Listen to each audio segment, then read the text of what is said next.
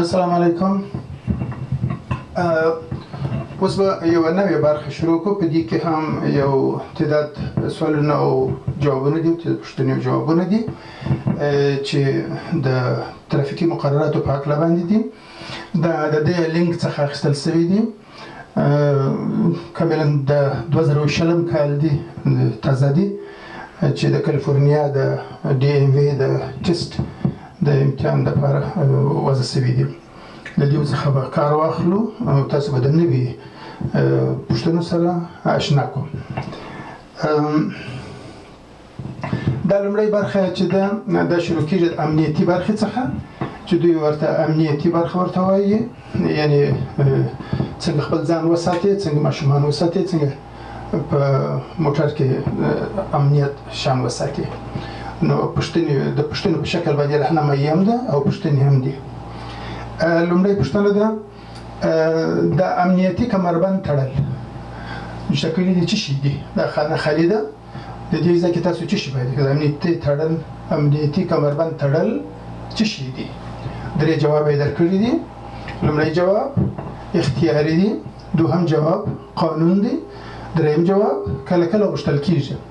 دا تاسو کمربند وینئ چې تړلې ده، څوک چې موټر چلوي کمربند باید وتړي.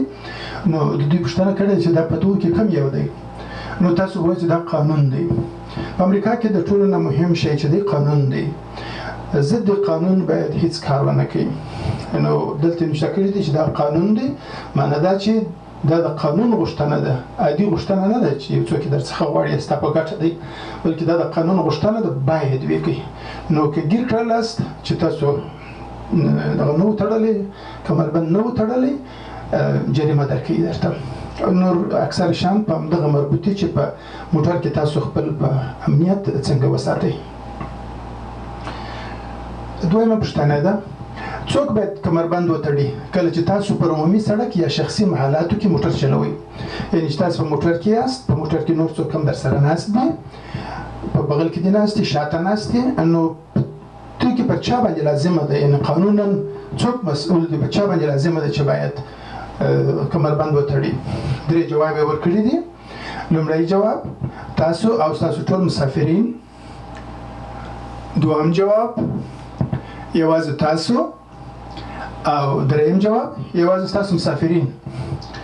نو دلته تاسو ته درکړی دی چې تاسو او ستاسو ټول مسافرین پر ټولو باندې کمربند تړل لازم دي. داسې فکر ونه کړئ چې یوازې ډرایور چې موټر چلوي یا موټروان یا موټر چلوونکی چې موټر چلوي نو پر هغه باندې دا لازم دي، بلکې پر ټولو کسانو باندې چې په موټر کې کښیني د کمربند تړل حتمي دي، ضروري دي. دې برخه کې ما یو کوچنی دغه ورسره پرېښی دي، عین سوالونه چې په انګلیسي کې راوړي دي، په انګلیش کې راغلي دي، هغه ما ورسره ترجمه کړي دي دلته ستاسو لپاره.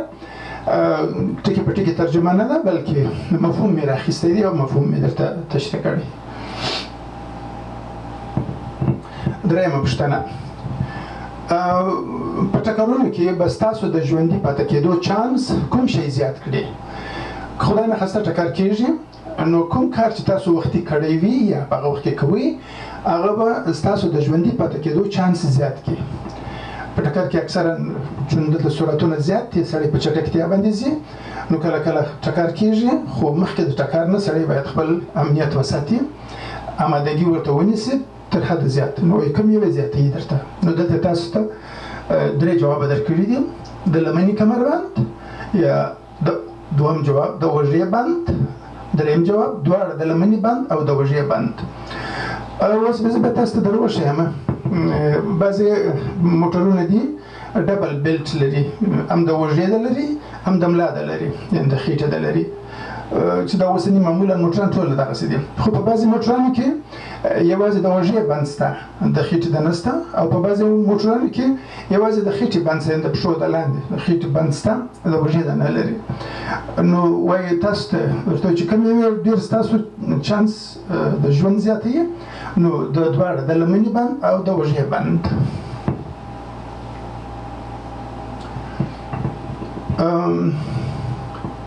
څلورمه پوښتنه، اته کلن او تر اته کاله کښته ماشومان یا هغه ماشومان چې جګوالی تر 4 فوټه او 9 انچه کم وي باید دلته نشته کړي چیرې کښېني.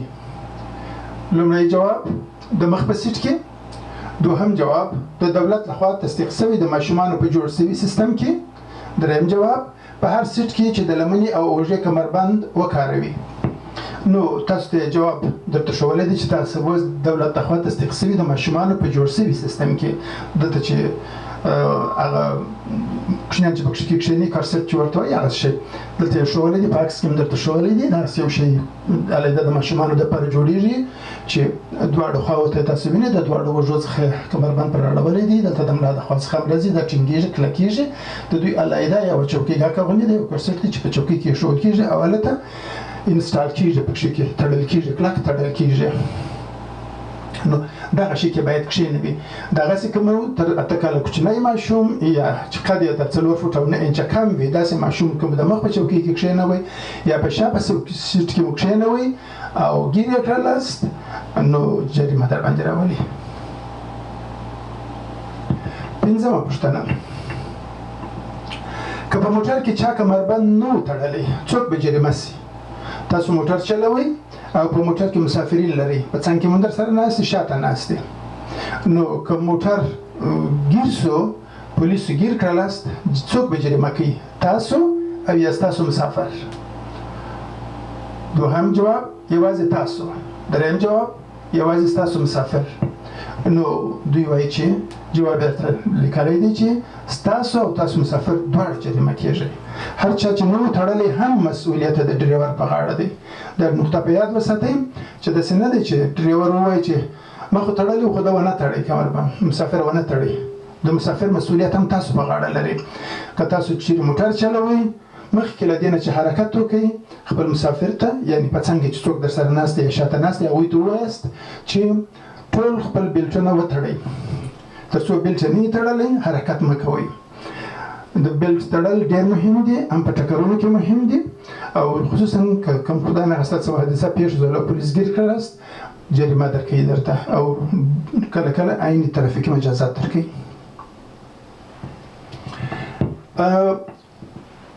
شپږمه پوښتنه: که ستاسو تر 14 کاله کم مسافر کمربند نه و تړلی نو څه به وسي؟ تاسو به جریمه نه سئ. یو جواب. دوم جواب ستاسو مسافر به جریمه سي. دریم جواب تاسو به جریمه سي. نو که ستاسو ماشوم یا مسافر چې څنګ کې ناست دی تر څنګ کې یا شاته ناست و عمر یې تر 14 کاله کم و او کمربند یې نه و تړلی یعنې دغسې ناست و او پولیس ګیر کړلاست نو تاسو به جریمه کېږئ. یاد مو وي چې داسې نه ده چې ماشوم تاسو شاته واچوئ بله بېغمه کښېنئ ورته. که تاسو ماشوم شاته کښېنوئ که مخ ته کښېنوئ نظر په ضرورت باندې په دې کې راځي څو ځایه چې کوم ماشومان باید مخ ته کښېنوئ کوم ماشومان شاته کښېنوئ. نو چې کله ماشوم ځای په ځای کوي باید کمربند خامخا ورته وتړئ ځکه که مو کمربند نه و ورته تړلی نو تاسو جریمه کېږئ.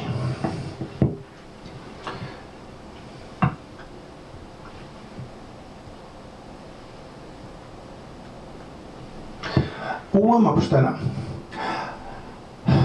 که موټر په هوایي کڅوړو یا ایربیګ سمبال شوی وي نو ایربیګ معمول دی نو موږ تاسې هلته هم ایربیګ ورته وایو یا ما خیر پښتو د ترجمه مې کړي په هوایي کڅوړو باندې خو هغه مې هسې ورسره ترجمه کړی په ایربیګ. تاسو ټول بلد یاست ایربیګ یې پېژنئ. ایربیګ ورته وایي ایربیګ یعنې که هغه موټر په ایربیګ باندې سمبال شوی و نو آیا یوازې تاسو مجبور یاست چې د اوږې بند وتړئ؟ تل کمربند وتړئ په شمول د اوږې د بند. دریم تاسو مجبور نه یاست چې امنیتي کمربند وتړئ. یعنې د دې معنا دا ده چې ایربیګ تاسو ته دا معافیت نه درکوي چې موټر مو ایربیګ لري نو ځکه تاسو کمربند ته ضرورت نه لرئ. نه، سربیره پر دې چې موټر مو ایربیګ لري یو نه 8 ایربیګه 12 ایربیګ هم ولري بیا هم تاسو مجبور یاست چې کمربند وتړئ او کمربند هم باید ډبل کمربند وتړئ. تل کمربند وتړئ په شمول د اوږې د بند یعنې د ملا بند او د اوږې بند ډبل کمربند چې دی هغه باید وتړئ خامخا.